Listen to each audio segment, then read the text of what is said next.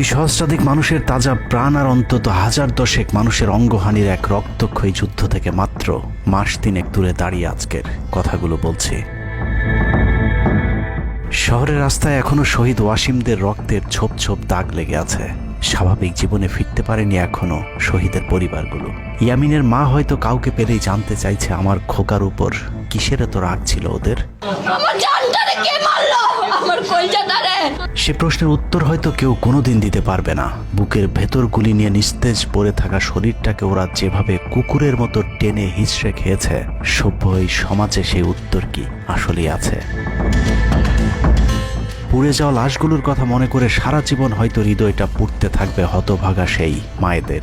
শহীদ ওমরের মা এখনো মানুষ পেলেই হয়তো প্রশ্ন করছে, আমার ছেলের বুকে ওরা এতগুলো গুলি কেন করলো? মারার জন্য তো একটা গুলি যথেষ্ট।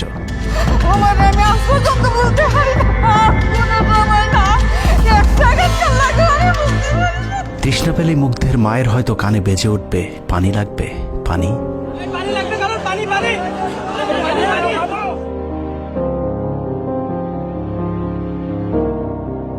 শুনেছি স্বাধীনতা অর্জনের চেয়ে রক্ষা করা অনেক কঠিন।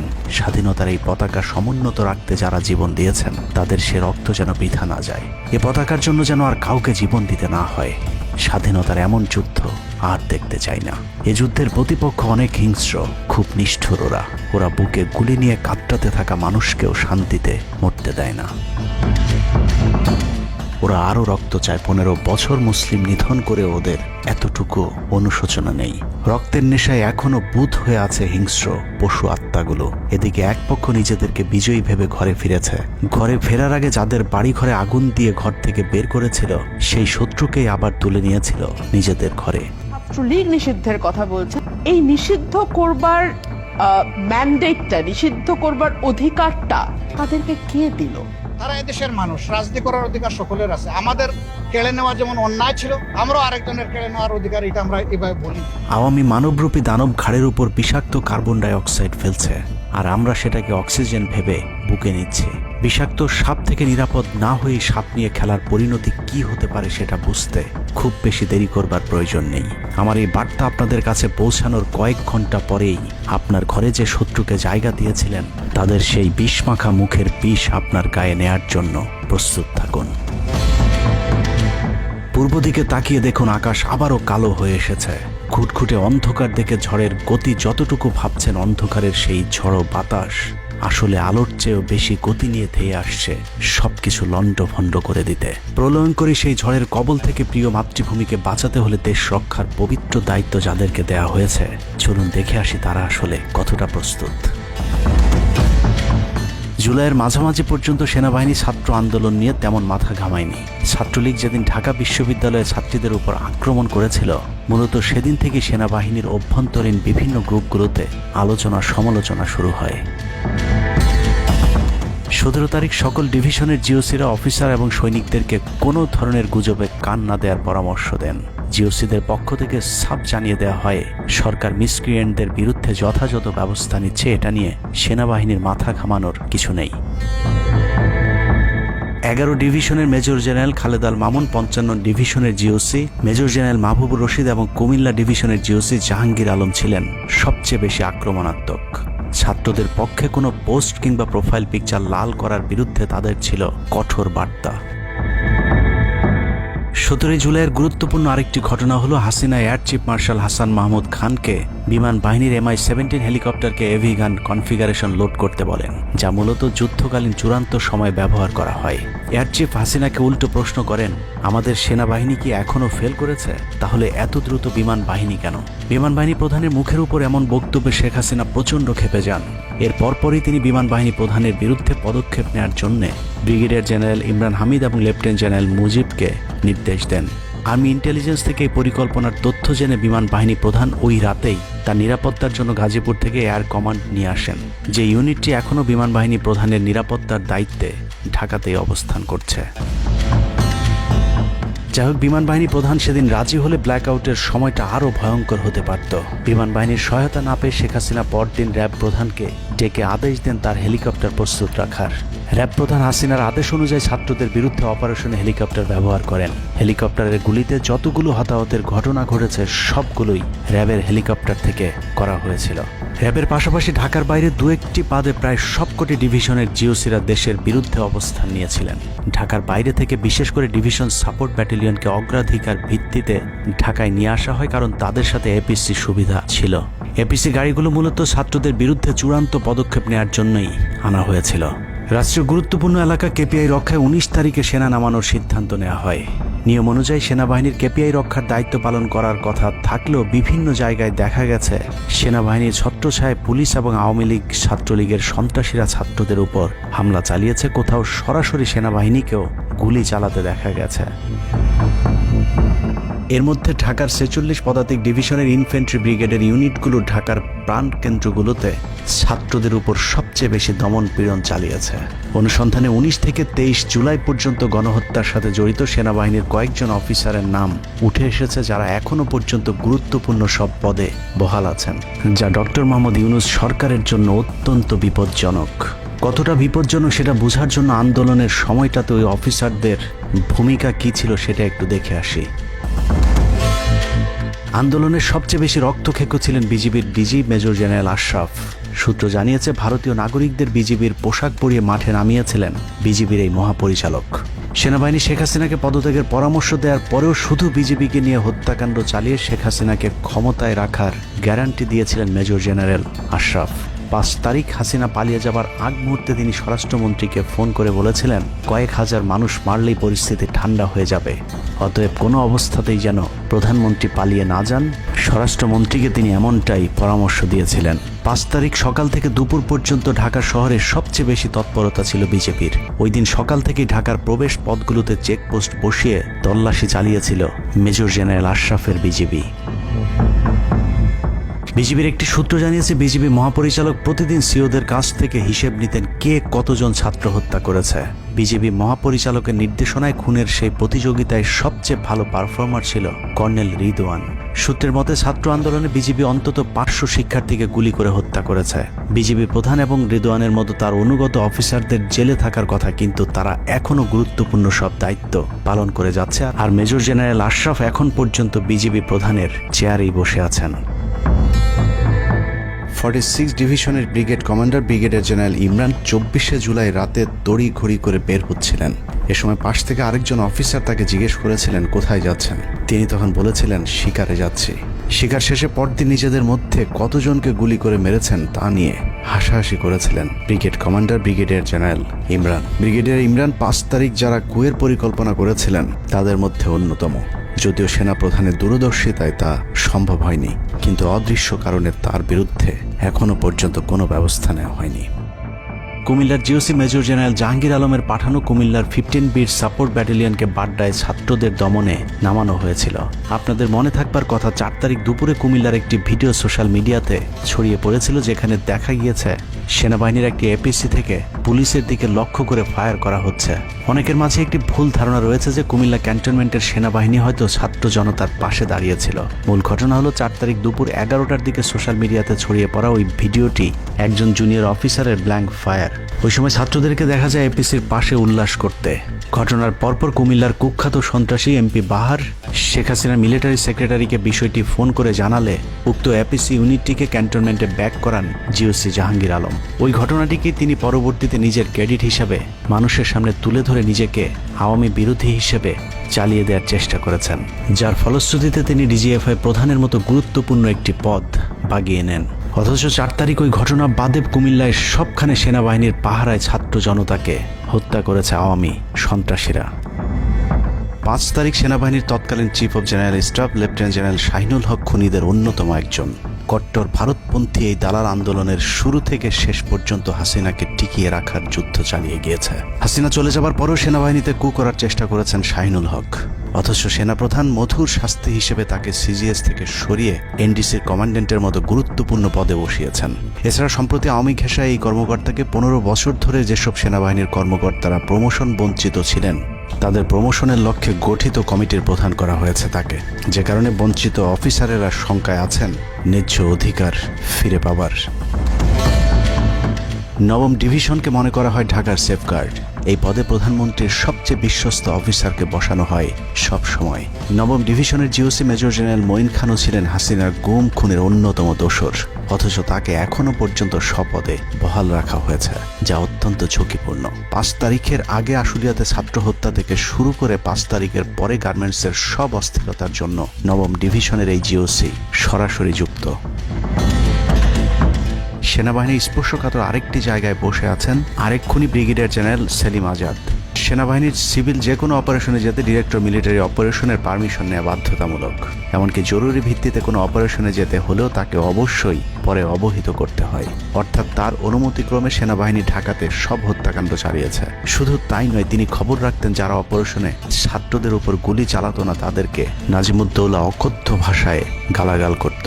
নাজিমুদ্দৌলা সাবেক কুখ্যাত ডিজিএফআই ডিজি মেজর জেনারেল আকবর হোসেনের এপিএস ছিলেন, অথচ তাকে এখনো পর্যন্ত তার সেই গুরুত্বপূর্ণ পদ থেকে সরানো হয়নি। ব্রিগেডিয়ার জেনারেল আকসার ইন্টারন্যাশনাল অ্যাফেয়ার্স ব্যুরো আইএবির ডিরেক্টরের দায়িত্বে আছেন। বহুল আলোচিত আয়নাঘরের পুরো নিয়ন্ত্রণ ছিল সেনাবাহিনীর এই কর্মকর্তার হাতে। তার হাতেই রাজনৈতিক দল এবং নেতাদের ভাগ্য নির্ধারিত হয়। আওয়ামী লীগ সরকারের সময়কার গুরুত্বপূর্ণ সেই দায়িত্ব পালন করা ব্যক্তি এখনো পর্যন্ত তার সেই পুরাতন দায়িত্বই পালন করে যাচ্ছেন। সেনা সূত্র জানিয়েছে আকসারের ভারত কানেকশন এতটাই শক্তিশালী যে সেনা প্রধানও নাকি তাকে তার চেয়ার থেকে সরাতে পারছেন না। কদমবুচি জেনারেল খ্যাত মেজর জেনারেল মাহবুবুর রশিদ যশোর ডিভিশনের জিওসি সামরিক নিয়ম ভেঙে গোপালগঞ্জে সবার সামনে হাসিনার পা ছুঁয়ে সালাম করেছিলেন major general Mahbubur Rashid. 5 August এবং 7 আগস্ট সেনাবাহিনীর গাড়ি পোড়ানোর পরেও সেনাবাহিনীকে কোনো অ্যাকশনে যেতে দেয়নি সেনাবাহিনীর এই আওয়ামী কর্মকর্তা।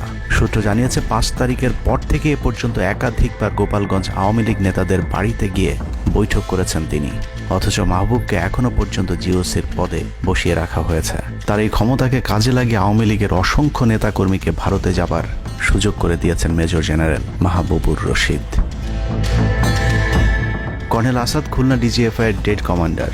সেখানে বসে তিনি রয়ের সব পরিকল্পনা বাস্তবায়ন করে যাচ্ছে। জুলাই আন্দোলনের সময় যিনি আর্মি অফিসারদেরকে বলেছিলেন দেখে দেখে গুলি করেন, প্রতি গুলিতে একটা করে মারতে হবে, অথচ সেই কর্মকর্তা এখনো খুলনাতে বসে বিএনপি জামায়াতের নেতাকর্মীদের মধ্যে বিভক্তির ষড়যন্ত্র করে যাচ্ছে। খুলনা অঞ্চল দিয়ে তার সহায়তায় শেখ পরিবারের সবচেয়ে বেশি সংখ্যক সদস্য ভারতে পালিয়েছে। বগুড়া ডিভিশনের GOC major general Khaled Al Mamun এখনও জিওসি পদে আছেন। বগুড়া থেকে আসা 11 ডিভিশনের 7 ইস্ট বেঙ্গল এনে ঢাকার প্রবেশ পথ নিয়ন্ত্রণের জন্য গাজীপুরে রেখেছিলেন তিনি। উত্তরা গাজীপুর এলাকায় সংঘটিত হত্যাকাণ্ডের বেশিরভাগই জড়িত ছিল বগুড়ার 7 ইস্ট বেঙ্গল। রহস্যজনক কারণে 7 ইস্ট বেঙ্গলকে এখনো পর্যন্ত বগুড়ায় ফেরত না পাঠিয়ে ঢাকাতেই রাখা হয়েছে। মেজর জেনারেল ফেরদৌস হাসান সেলিম, যার মা ছিলেন হাসিনার অত্যন্ত ঘনিষ্ঠ বান্ধবী। ফেরদৌস সেলিম শেখ হাসিনাকে ফুপু বলে ডাকতেন। 27তম বিএমএ লং কোর্সের এই অফিসারের পাসিং আউটে শেখ হাসিনা নিজে উপস্থিত ছিলেন, যদিও হাসিনা তখন বিরোধী দলীয় নেত্রী ছিলেন। ডিজিএফের পদে থাকাকালীন হাসিনার টাকা পাচার এবং থাইল্যান্ডের বিভিন্ন ব্যবসা দেখাশোনার দায়িত্ব ছিল তার। 5 তারিখের সময়টাতে গুরুত্বপূর্ণ কোনো পদে না থাকায় নিজেকে এখন আওয়ামী বিরোধী দাবি করছেন ফেরদৌস হাসান সেলিম। ভয়ঙ্কর বিষয় হচ্ছে ডক্টর মোহাম্মদ ইউনূসকে ভুল বুঝিয়ে ইউনূসের মিলিটারি সেক্রেটারির পদে বসে সব কুটচাল চেলে যাচ্ছেন major general Ferdous Hasan. Guarantee দিয়ে বলে রাখলাম, সুযোগ পেলে সবার আগে ডক্টর মোহাম্মদ ইউনূসের মিলিটারি সেক্রেটারি নিজেই ইউনূসের গলা চেপে ধরবে।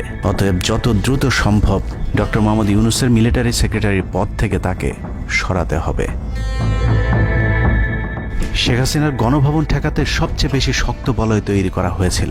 অনুসন্ধানে জানা যায় শেখ হাসিনাকে রক্ষা করতে গণভবনের আশপাশে সেনাবাহিনীর অন্তত 13টি অস্থায়ী চেকপোস্ট বসানো হয়েছিল, যেখানে east Bengal regiment, field regiment artillery, Bangladesh infantry regiment, infantry brigade headquarter সহ সেনাবাহিনীর বেশ কয়েকটি চেকপোস্ট বসানো হয়েছিল শুধুমাত্র শেখ হাসিনাকে রক্ষা করার জন্যে।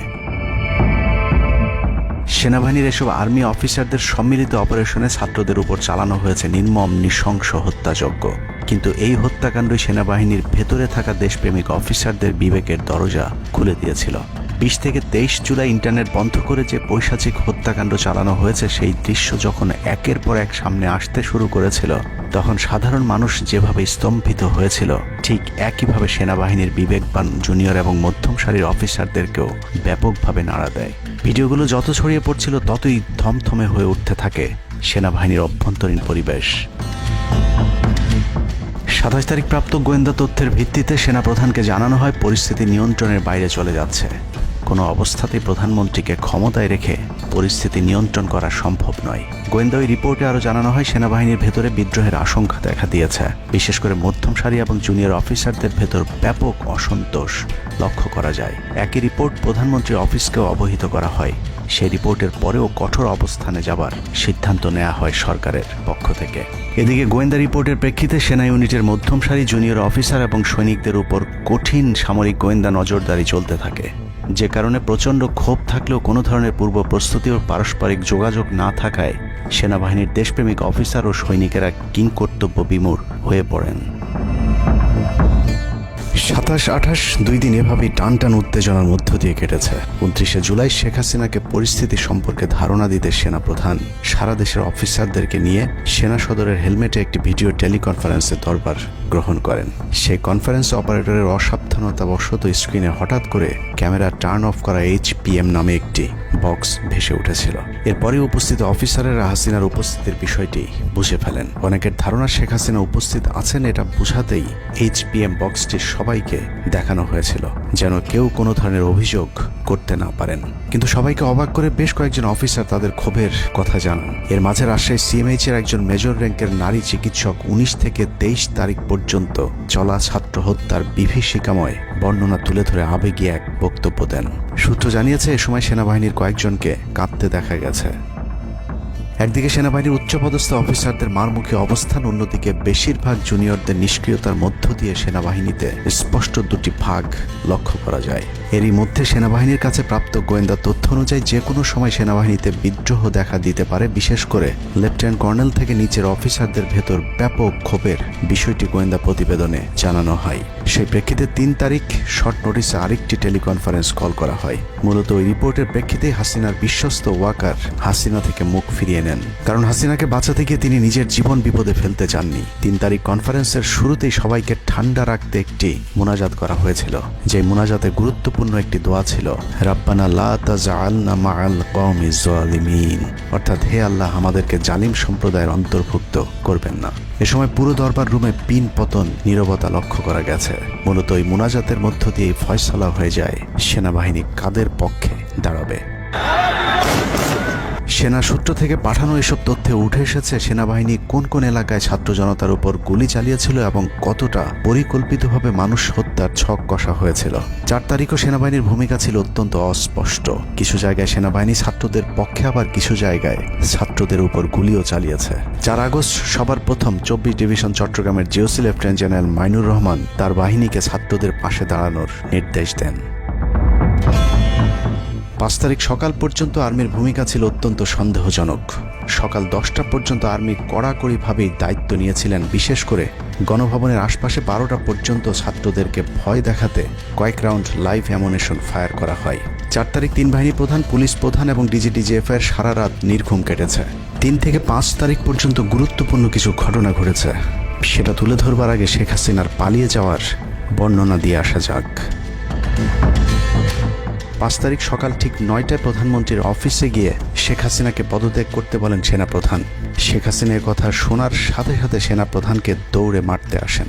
এ সময় 3 বাহিনী প্রধানকে অকথ্য ভাষায় গালাগাল করেন শেখ হাসিনা। জেনারেল ওয়াকারকে হাসিনা বলেন, তুই পুলিশকে দেখে শিখতে পারিস নাই? এ সময় বিমান বাহিনী প্রধান সজীব ওয়াজেদ জয়কে ফোন করে তার মাকে বোঝানোর জন্য অনুরোধ করেন। সজীব ওয়াজেদ জয় এটি জানার পর উল্টো আর্মি চিফকে তুই তুকারি করে হুমকি দিতে থাকেন, তোর কোন বাবা তোকে চিফ বানাইছে, তোর বউ ছেলে মেয়ে কে কোথায় আছে সবকিছু দেখে নেওয়া হবে। রাগান্বিত হয়ে এরপরে সজীব ওয়াজেদ জয় লাইভে গিয়ে আবল তাবল বকতে থাকেন। ঠিক আছে, শেখ হাসিনার পর আপনাদের কি হবে সেটা আমারও চিন্তার বিষয় না, আমার পরিবারের আর চিন্তার বিষয় না, আপনারা বুঝবেন। এরই মধ্যে 9:30 বেজে যায়। শেখ হাসিনাকে কোনোভাবে রাজি করাতে না পেরে সেনাপ্রধান হাসিনাকে 2টি বিকল্প দেন, পদত্যাগ অথবা গ্রেফতার। ওদিকে মিরপুরে বসানো সেনাবাহিনীর চেকপোস্টগুলো খুলে দেওয়া হলে বিনা বাধায় গণজোয়ার ঢুকে পড়তে থাকে। মবটি যখন গণভবন থেকে মাত্র 20 মিনিটের দূরত্বে চলে আসে, এ সময় সেনাবাহিনী এক প্রকার জোর করে শেখ হাসিনাকে পদত্যাগপত্রে সই করান। এ সময় এসএসএফের দু একজন এগিয়ে আসতে চাইলেও সেনাপ্রধান হাত ইশারা করলে তারা জায়গায় দাঁড়িয়ে থাকেন। পদত্যাগের পর শেখ হাসিনা জাতির উদ্দেশ্যে ভাষণ দেওয়ার অনুরোধ করলে সেনাপ্রধান হাসিনাকে বলেন, জীবন বাঁচাতে চাইলে দ্রুত গাড়িতে গিয়ে উঠুন, জনগণ গণভবনে ঢুকে পড়ছে। সেনাবাহিনীর মতে শেখ হাসিনা সেদিন মাত্র 5 মিনিটের জন্য বেঁচে গিয়েছেন, তা না হলে জনগণ তাকে ধরে ফেলত। হাসিনাকে গণভবন থেকে উদ্ধার করে বিমানে ভারত পাঠিয়ে দেওয়ার জন্য মোট 3টি রুট প্ল্যান করা হয়েছিল। প্ল্যান এ, গণভবন থেকে গাড়ি বহরে বিমান বাহিনীর ব্লু স্কাই স্কুলের গেট দিয়ে তেজগাঁও বিমানবন্দরে ঢুকে ঢাকা সেনানিবাসে প্রবেশ এবং তারপর বিএএফ বেস দিয়ে বিমান বাহিনীর রানওয়েতে প্রবেশ।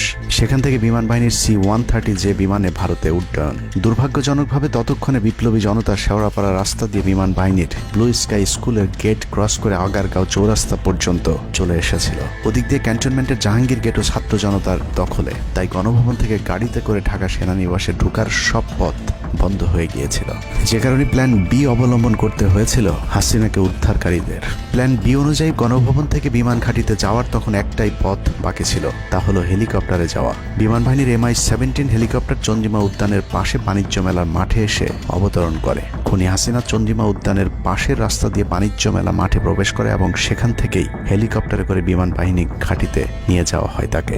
সেখানে গিয়ে তারেক সিদ্দিকী এবং সালমান এফ রহমানের জন্য কিছুক্ষণ অপেক্ষা করে শেখ হাসিনা। তবে শেষ পর্যন্ত সালমান এফ রহমানের পৌঁছাতে দেরি হয় শেখ হাসিনাকে নিয়ে কোনো গন্তব্য ছাড়াই 10টা 45 মিনিটে উড়াল দেয় বিমান বাহিনীর C-130 জুলিয়েট বিমানটি।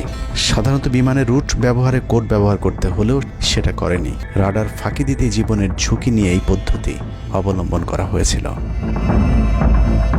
ফুল ফুয়েল লোড করা হয়, ভারতে যদি জায়গা না হয় তাহলে যেন মধ্যপ্রাচ্যের কোনো দেশ পর্যন্ত চলে যাওয়া যায়। মোট 9 জন পাইলটকে নিয়ে বিমানে ওঠানোর পর কোনো ধরনের নির্দেশনা বা ম্যাপ প্ল্যানিং ছাড়াই পাইলটদেরকে বলা হয় টেক অফ করতে। বিমানটি প্রথমে যশোরের উপর দিয়ে কলকাতায় পৌঁছালে সেনাপ্রধান জাতির উদ্দেশ্যে ভাষণের ঘোষণা দেন, কিন্তু কলকাতায় ল্যান্ডিংয়ের পারমিশন না দিলে সেখান থেকে শেখ হাসিনাকে বহন করা বিমানটি চলে যায় আগরতলায়। আগরতলায় পারমিশন না পেয়ে আবারও দিল্লির দিকে উড়াল দেয়। সেখান থেকে দিল্লি গেলে সেখানেও রিফিউজ করা হয়। দিল্লি বিমানবন্দরে নামতে না দিলে অনিশ্চয়তা দেখা দেয় শেখ হাসিনাকে বহন করা বিমানটির ভারতে অবতরণ নিয়ে। বিমানের একজন পাইলটের বরাত দিয়ে জানা যায়, এভাবে উদ্দেশ্যহীনভাবে দীর্ঘক্ষণ ঘুরতে থাকার পর জরুরি অবতরণের সিদ্ধান্ত নেওয়া হয়। তবে জরুরি অবতরণের ঠিক আগ মুহূর্তে দিল্লির গাজিয়াবাদ এয়ারবেজে নামার অনুমতি পায় C-130 জুলিয়েট, যেখানে অজিত ধওয়াল তাকে রিসিভ করেন। অবতরণে জটিলতার কারণেই 5 তারিখ সেনাপ্রধান জাতির উদ্দেশ্যে ভাষণ দিতে বারবার দেরি করছিলেন, কারণ তিনি নিশ্চিত হতে চাচ্ছিলেন শেখ হাসিনা ভারতে অবতরণ করেছেন। তারপরই বাংলাদেশের মানুষ মুক্তি পায় এক ফেরাউনের হাত থেকে। হাসিনা পালিয়ে যাওয়ার সেই খবর পৃথিবীর সবাই জানে, কিন্তু 3 থেকে 5 তারিখ পর্যন্ত ক্যান্টনমেন্টে কিছু ঘটনা ঘটেছে যেই ঘটনা এখনো আমাদের কাছে অজানা। 3 তারিখ সেনাপ্রধানের ওই ভার্চুয়াল মিটিংয়ের পর মোটামুটি নিশ্চিত হয়ে যায় শেখ হাসিনা অধ্যায় বাংলাদেশের শেষ। শুরু হয় ভারতের প্ল্যান বি বাস্তবায়নের প্রক্রিয়া। 3 তারিখ রাতে আসিফ নজরুলের সাথে ডিজিএফআই কার্যালয়ের পাশের একটি ভবনে আসিফ নজরুলের ঘনিষ্ঠ বন্ধু major general Hamid, lieutenant general Mujib এবং মেজর জেনারেল ফেরদৌস সেলিমের একটি গোপন বৈঠক হয়, যেখানে ভারতীয় গোয়েন্দা সংস্থার 16 জন কর্মকর্তা উপস্থিত ছিলেন। মূলত 5 তারিখ শেখ হাসিনা পদত্যাগ করার পর করণীয় নির্ধারণ করতেই ওই বৈঠক অনুষ্ঠিত হয়। দীর্ঘ বৈঠক শেষে মোট 3টি বিকল্প নির্ধারণ করা হয়। প্রথমটি জরুরি অবস্থা জারি করে সেনাবাহিনীর হাতে ক্ষমতা দেয়া, দ্বিতীয়টি আসিফ নজরুলকে প্রধান উপদেষ্টা করে একটি অন্তর্বর্তীকালীন সরকার গঠন। অন্তর্বর্তীকালীন সরকারের ভেতরে যেন ভারতীয় বলয়ের লোকজন বেশি সংখ্যায় রাখা যায় সেটা নিশ্চিত করার ব্যাপারেও আলোচনা হয় বৈঠকে, এবং সেটা নিশ্চিত করতে আসিফ নজরুলের পেছনে সেনাবাহিনীর ওই অংশটির সর্বোচ্চ সাপোর্ট থাকারও নিশ্চয়তা দেওয়া হয়। মূলত আসিফ নজরুলকে সামনে রেখে সেনাবাহিনীর মাধ্যমেই দেশ চালানোর পরিকল্পনা করা হয়েছিল 3 তারিখের ওই গোপন বৈঠকে। 4 তারিখ 3 বাহিনী প্রধানের মধ্যে দফায় দফায় বৈঠক চলেছে। সেই বৈঠক থেকে সিদ্ধান্ত হয় 5 তারিখ সকাল 9টার মধ্যে শেখ হাসিনাকে চূড়ান্তভাবে পদত্যাগের বিষয়টি জানিয়ে দেওয়া হবে। এর পরপরই আসিফ নজরুলকে আবারও ক্যান্টনমেন্টে ডেকে আনা হয় এবং শেখ হাসিনার পদত্যাগের পর আওয়ামী নেতা কর্মীদেরকে যতটা সম্ভব নিরাপত্তা দেয়া, বেসরকারি বিভিন্ন প্রতিষ্ঠানগুলোতে যতটা সম্ভব আগের কর্মকর্তাদেরকে রেখে দেয়া এবং বিটিআর হত্যাকাণ্ড নিয়ে কোনো ধরনের পদক্ষেপ না নেওয়ার সহ বেশ কিছু করণীয় ঠিক করে দেওয়া হয়। দীর্ঘ সেই আলোচনার কারণে 4 তারিখ সারা রাত ক্যান্টনমেন্টে অবস্থান করেছেন আসিফ নজরুল। তাৎক্ষণিক আসিফ নজরুলের কাঁধে দুটি দায়িত্ব দেওয়া হয়: আর্মির প্রতি সকলের আস্থা তৈরি করা এবং হাসিনার পদত্যাগের পরপর ছাত্রদেরকে সেনাবাহিনীর নিয়ন্ত্রণে নিয়ে আসা। কথা মতো আসিফ নজরুল 4 তারিখ রাত এবং 5 তারিখ খুব সকালে ক্যান্টনমেন্টে বসে ফেসবুকে তিনি দুটি পোস্ট করেন। পোস্টের প্রথমটি 4 তারিখ রাতে সেনাবাহিনীকে প্যাট্রিয়ট সম্বোধন করে করা হয়, যেন সেনাবাহিনীর প্রতি ছাত্র জনতার আস্থা বেড়ে যায়, এবং পরেরটি সংখ্যালঘুদের বাড়িঘরে হামলা না চালানোর অনুরোধ করে পোস্ট করা হয়। দুপুর 12টার আগে আসিফ নজরুলের করা হিন্দুদেরকে নিয়ে ওই পোস্টে প্রমাণ করে আসিফ নজরুল আগে থেকে জানতেন কিছুক্ষণ পর আসলে কি ঘটতে যাচ্ছে।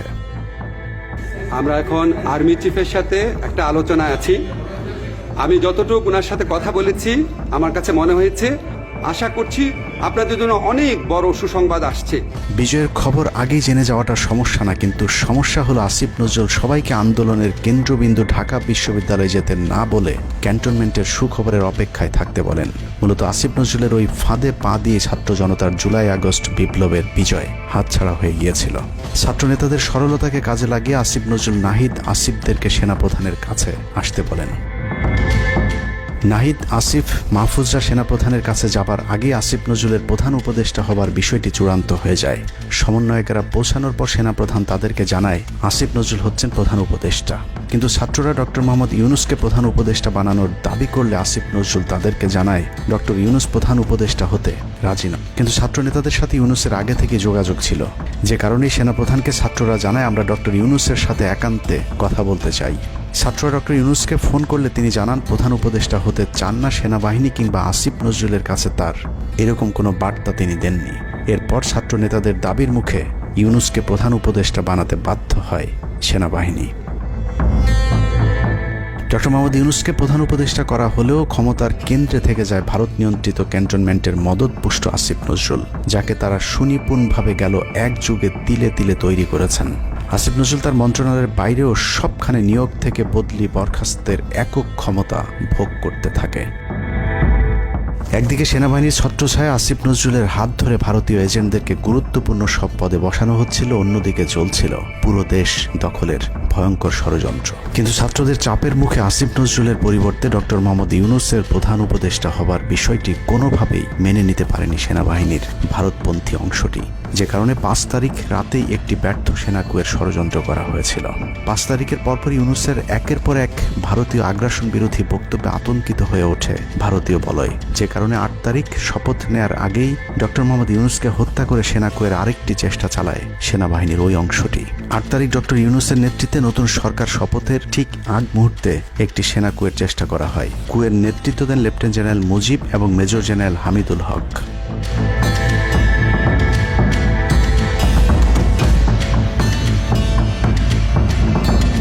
কিন্তু পশ্চিমা একটি গোয়েন্দা সংস্থা বিষয়টি দ্রুত সেনাপ্রধানকে জানালে জেনারেল ওয়াকার তাদের পরিকল্পনা ভণ্ডুল করে দেয়। সেনাপ্রধান তাৎক্ষণিকভাবে লেফটেন্যান্ট জেনারেল শামীমকে পিএসও এএফটি থেকে সিজিএস হিসেবে নিয়োগ দেন এবং মুজিবকে কিউএমজি থেকে আটডগে বদলি করেন, যদিও 8 তারিখ রাত থেকেই মুজিব পলাতক রয়েছেন। এরপর 12 সেপ্টেম্বর তাকে সেনাবাহিনী থেকে বরখাস্ত করা হয়। একই দিনে লেফটেন্যান্ট জেনারেল হামিদুলকে স্বেচ্ছায় অবসরে পাঠানো হয়। এনডিসি থেকে মেজর জেনারেল সাইফুলকে মিনিস্ট্রি অফ ফরেন অ্যাফেয়ার্স এবং চিফ অফ জেনারেল স্টাফ শাহিনকে এনডিসিতে পাঠানো হয়। কয়েকজনের ব্যাপারে পদক্ষেপ নেওয়াটা যেমন স্বস্তির, তেমনি ষড়যন্ত্রকারীদেরকে যেখানে বদলি করা হয়েছে তাদের প্রতিটি পদই অত্যন্ত গুরুত্বপূর্ণ, যা বর্তমান সরকার এবং দেশের স্থিতিশীলতার জন্য চরম বিপজ্জনক। কতটা বিপজ্জনক সেটা জানতে চলুন শুরুতেই যে প্রলয়ঙ্কারী ঝড়ের কথা বলেছিলাম সেখানে ফিরে যাওয়া যাক। ভারতীয় গোয়েন্দা সংস্থা 5 তারিখের পর থেকে দেশে নানাভাবে একটা সাম্প্রদায়িক দাঙ্গা বাঁধানোর চেষ্টা চালিয়ে যাচ্ছেন, যেটাকে কেন্দ্র করে বাংলাদেশে একটা সামরিক অভিযান চালানো যায়। এই দাঙ্গা বাঁধাতে ভারতীয় গোয়েন্দারা আওয়ামী লীগ, হিন্দু এবং ইসকনকে কিভাবে ব্যবহার করছে সেই পরিকল্পনার ছক এখন বাংলাদেশি গোয়েন্দাদের হাতে। একটি গোয়েন্দা সংস্থা থেকে যেসব তথ্য আমার কাছে পৌঁছেছে তা রীতিমতো এই দেশের অস্তিত্বের জন্য হুমকি স্বরূপ। আওয়ামী লীগ, হিন্দু আর ভারতের এই চক্রান্ত যদি সঠিকভাবে মোকাবেলা করা না যায় তাহলে অচিরেই বাংলাদেশের অবস্থা হবে হায়দ্রাবাদের মতো।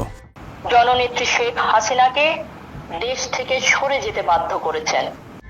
বাংলাদেশকে নিয়ে ভয়ঙ্কর এই চক্রান্তে জড়িত আওয়ামী লীগ, সনাতনী এবং ইসকনের অন্তত 40টি হোয়াটসঅ্যাপ গ্রুপ এবং জুম মিটিং এর ভিডিও হাতে পেয়েছে গোয়েন্দারা। গোয়েন্দাদের কাছে প্রাপ্ত এসব তথ্যে যা উঠে এসেছে তা আটকে ওঠার মতো।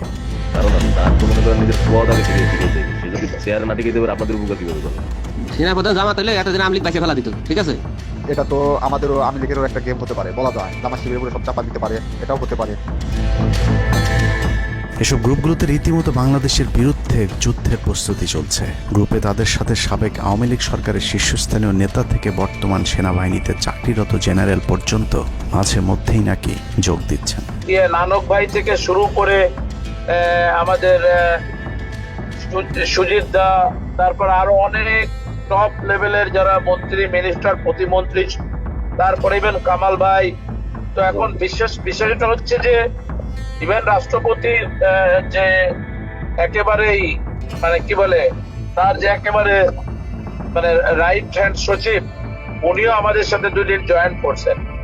তো এখন ওনারা আসলে ভালো হইতো, যারা যারা আসেন আসলে ভালো হইতো। অনেক আমাদের এখানে প্রায় 12 থেকে 13 জন আপনার এমপি এসে কথা বলেছেন, যেটা আপনারা জানেন না। ঠিক আছে, বাংলাদেশে একেবারে টপ লেভেল সামরিক বাহিনীর 4 থেকে 5 জন জেনারেল লেভেলের লোকজন ওনারা এসে এখানে বসে থেকে আমাদের লাইভ শুনে গেছেন। আমাদের প্রধানমন্ত্রী উনি নিজে এসে বসে থেকে গেছেন। গ্রুপের সবচেয়ে ভয়ঙ্কর তথ্য পাওয়া গেছে ভুয়া মুক্তিযোদ্ধা জেডাই খান পান্নার মেসেজ থেকে। আওয়ামী এই আইনজীবী শহীদ সাইফুল ইসলাম আলিফের হত্যাকাণ্ড নিয়ে চাঞ্চল্যকর তথ্য দিয়েছে জেডাই খান পান্না। একটি চ্যাটিংয়ে তিনি লিখেছেন, দাড়িওয়ালা উকিল বেশি হয়ে গিয়েছে, আরো 2-1টারে খেয়ে দাও, আদালতে আমরা আছি, এখন অল্প কদিন জেলে থাকলেও 30 তারিখের পরে পুরস্কার পাবা।